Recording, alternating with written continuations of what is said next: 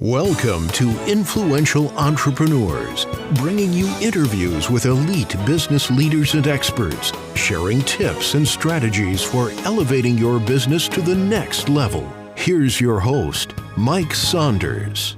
Hello and welcome to this episode of Influential Entrepreneurs. This is Mike Saunders, the Authority Positioning Coach. Today we have with us Chase Insogna, who's the CEO and founder of Insogna CPA. Chase, welcome to the program. Yeah, thanks for having me, Mike. Hey, I'm excited to talk to you because I know you work with a very specific target audience. So I always love when companies really define and delineate, here's who we serve. So I want to dive into all of that, but give us a little bit of your story and background and how did you get into the financial services industry?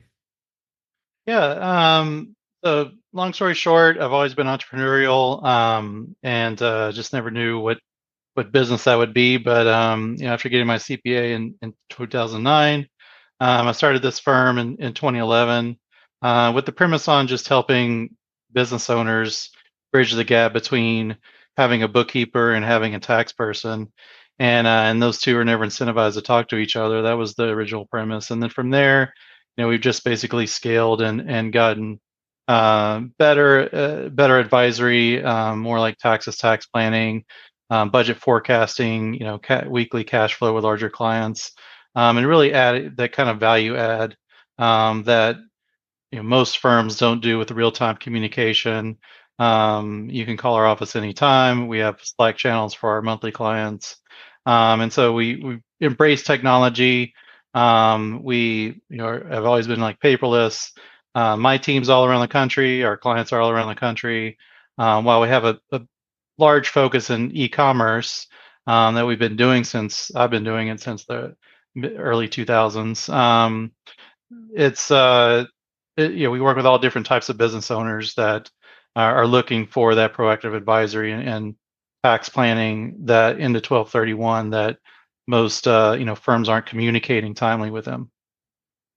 That's a really, really good point. Proactive, not reactive. And I feel like most firms, like you've articulated, they wait for you to come in and here's your documents and your forms, and they fill in the blanks and they pull up last year's tax return and they port it over to this year, and then they change the numbers to be what reflects this year, and it's like, okay, next, and that's doing the job, but that's like being an order taker in a sales sense. But what you just described is like, okay, let's do all that, and that's where we begin our job. Where other CPA firms or bookkeepers or tax preparers, they leave off there, we start there and we look for ways. We ask you questions. We find ways to make things better. What is the first place you start with a business owner in that realm to go, where's some low-hanging fruit? Yeah, great question. I mean, certainly we like to help with the transactional work because it allows us to see the data in real time. And we were data entering 1 to 3 business days, reconciling it in the month. So we can see very quickly our team of 20 people currently, will react and communicate with the client if things go on, their business is up or down.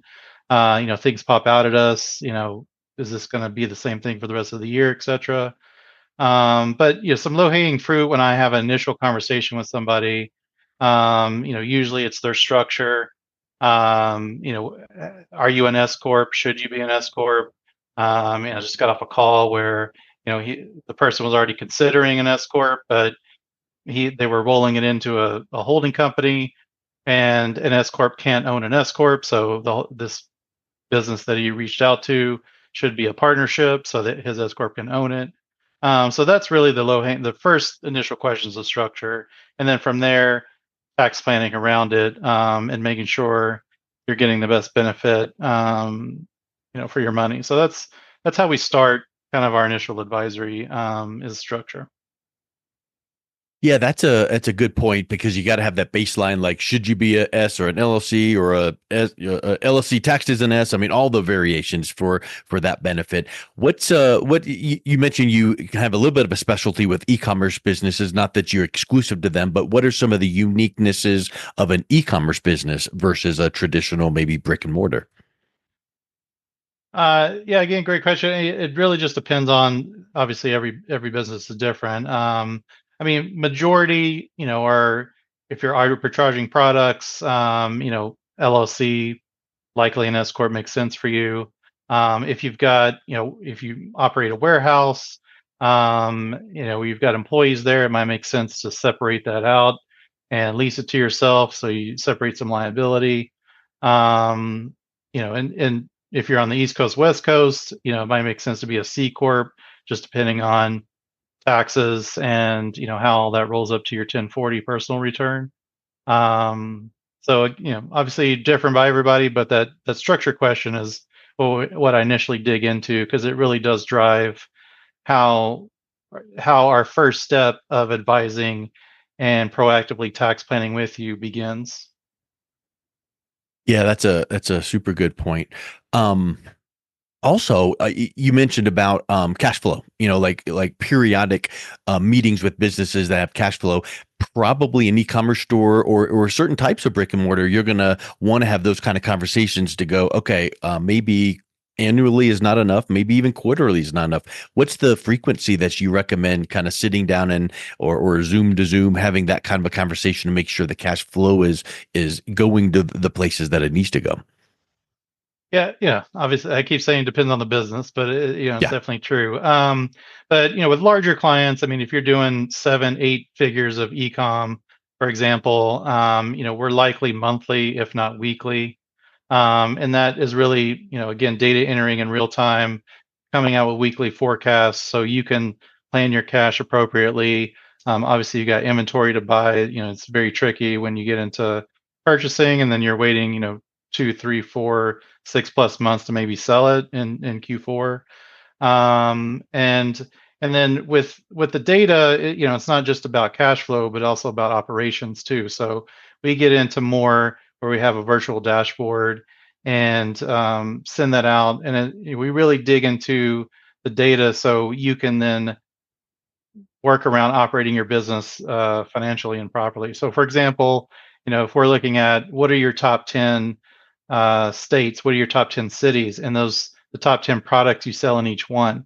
If you're working with PPC ads or you're paying for Amazon ads, for example, you would want to know what your main products are in each of those areas, or even by address in a subset of a city, so that we then advise on like what you should be looking at to spend your money on, versus just advertising that product in the United States, for example, or Yeah. in a state, for example, drilling down, specifically. So it's not just financial for us; it's more operational too. Is where my controller team comes into play and has those weekly monthly sessions with the Yep. business owners, so they really know where to spend their money on properly. Yeah. That's a great point. And it makes me think, if you are having that frequency of conversations and notice a slight pivot or change that needs to be made, it's so much easier to make it then versus quarterly or annually, where it's like, oh, we got to backtrack and we've got to make big changes because this tiny little, pivot here and pivot there, that's easy to do. Very true. I mean, with my own business here, I mean, I'm running a CPA firm, so I mean, I put a budget together annually, but I kind of look at it as the year changes. Maybe it's labor changes, maybe it's purchases, and just kind of use it as a guide, basically, to how my year is going to look, and then also manage my teams around that too, and make sure we're on track for meeting our goals. So it's not just sending out a P&L like most people do. I mean, that's kind of the old school, here's your financials, good luck. I started off explaining them. I like to say we like to explain it like a fifth grader can understand, so we try to dumb Mm, down the technical language, so anybody can understand what it means, because that's really important when you're trying to grow a business, to understand what the numbers mean. And so that's what I think our team does really well. That's initially what I started off years ago with the business doing with clients.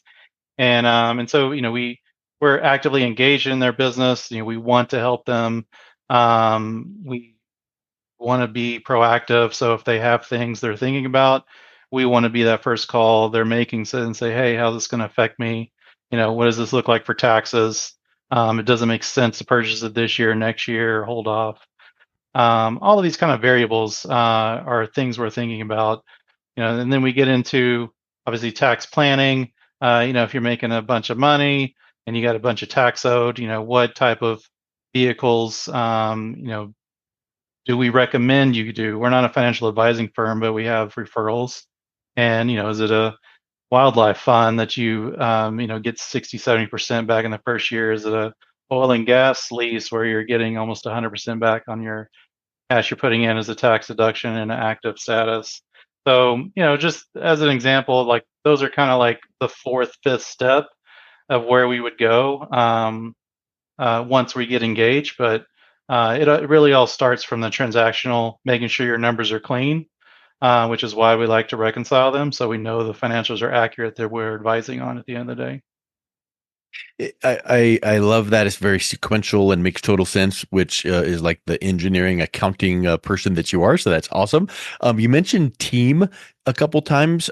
Talk a little bit about the team, because I ventured to say that you've got like your internal team of your bookkeeping, tax, that kind of thing, and then the external, like what you just mentioned, where hey, let's consider some other alternatives of investment or opportunities. That's not us, but we've got someone on our team that we bring in that we bring up to speed. How does that all of that look? Yeah, so our team, our business is singular, Insogna CPA, but it's not just me running the show here. With a couple of helpers, we're a little bit different because I've always operated as a business, not like a lifestyle, and like a lot of CPA firms do. So we have a team of 20 people. I mean, I have an accounting team, I have a tax team, I have a controller team, and depends on the type of conversation, depends on the expertise that will roll in somebody in the conversation to help you. And then when it comes to things that we don't do in house, then we have our recommended referrals or recommendations that we would make, and go have a conversation with these people.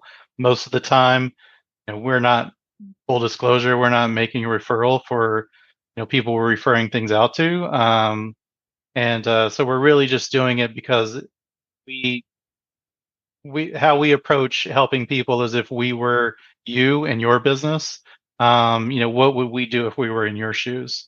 And so that's kind of how we approach the advice and our expertise, and say, the things we highly recommend you consider, because this is what we would do if we were you. And you've got a section on your website, and you've mentioned this a second ago, but about building wealth. And of course, you don't really think of CPA, bookkeeping, tax firm with building wealth, but what you probably are looking at it is you're going, I'm knee deep in your numbers. I see all kinds of opportunity, which could be, hey, what if we could adjust this or cash flow that, or use some of this money this way and to create some tax benefits, all of those things you mentioned. But talk a little bit about the building wealth side of things, because I've always thought of it like the bucket with holes in it, and the bucket with holes in it, if you can't plug up all the bucket all the holes, because you got to pay taxes, you got to, there's going to be some leakage. But if you can find what's falling through the cracks and redivert that into building wealth, now you're really cooking. So where do you guys start to focus on building wealth when you're working with your business owners? Yeah, great question. I mean, and again, I approach it as if I were in your shoes in your business. Same thing what I do with my own money. My philosophy is, save and put away for a rainy day as you build your business.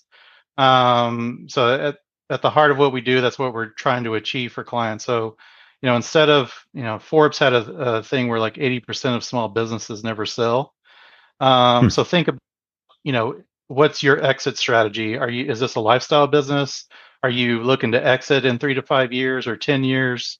Are you looking to sell it? Is it private equity? Is it a private owner?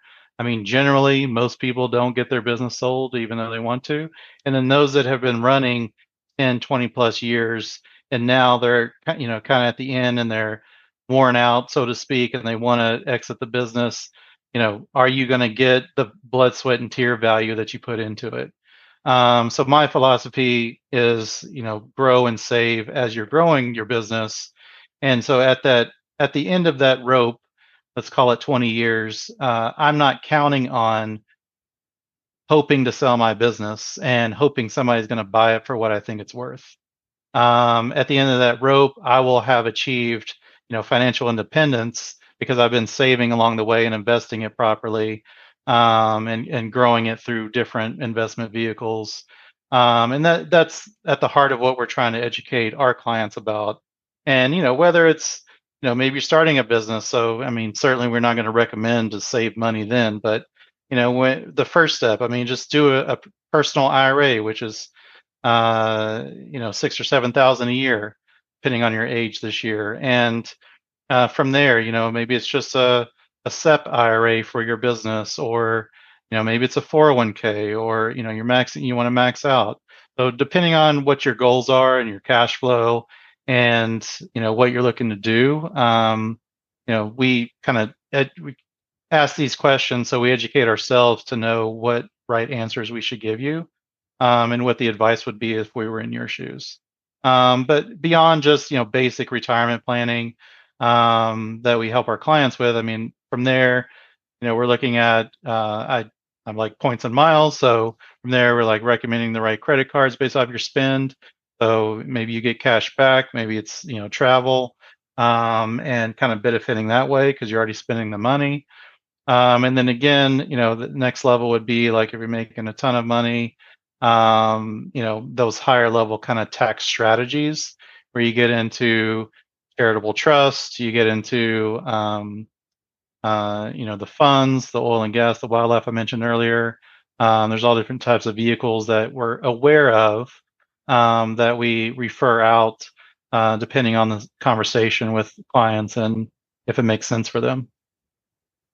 Yeah, that makes total sense. And like you've said a couple times, and we know this, I do a lot of work and interviews with financial professionals, and it's like there is not one solution for every single person. It is not a template. It is not a cookie cutter because everyone is different and everyone has different goals and outcomes and stages of life and all of that. So being able to hear that you have a large team that puts the needs of the client first, that is proactively thinking, is a massive shift in how I would venture to say a lot of business owners have been experiencing their tax professionals. So I think it sounds like you guys have it just all buttoned up really nicely. That's spectacular. I like to think so. I mean, we start once you onboard as a client, we start with 10 or 15 questions that we ask, and what are your goals, and kind of learn more about you. Because at the end of the day, I mean, it's a people business, so we want to know where proactively helping you and what your goals are, and not just be your point cookie cutter and like everybody's the same column, like this is what you get, and make sure you're achieving what you want to achieve. 100%. Well, Chase, it's been a real pleasure chatting with you. If someone is interested in learning more about what you guys can do and reaching out and connecting, what's the best way that they can do that? Yeah, it's just hit us up on our website, Insogna CPA. It's INSOGNA CPA.com.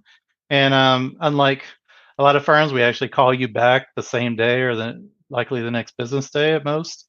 And or we'll respond to your inquiry online.